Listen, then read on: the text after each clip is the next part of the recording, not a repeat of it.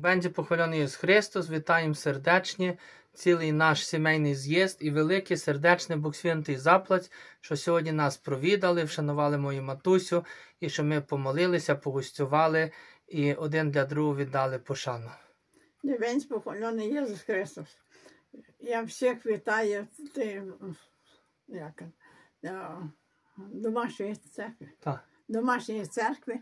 Вже дівчатка всі і хлопці хлопчики. своїми жінками поприходили, приїхали до мене, мене привітали, не цуралися мене і мої дитини, приїхали, довідались, посиділи, помолилися.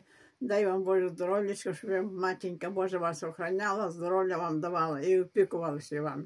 Небенці похвалений Ісус Христос. На віки віками запрошуємо вас дуже сердечні частіше.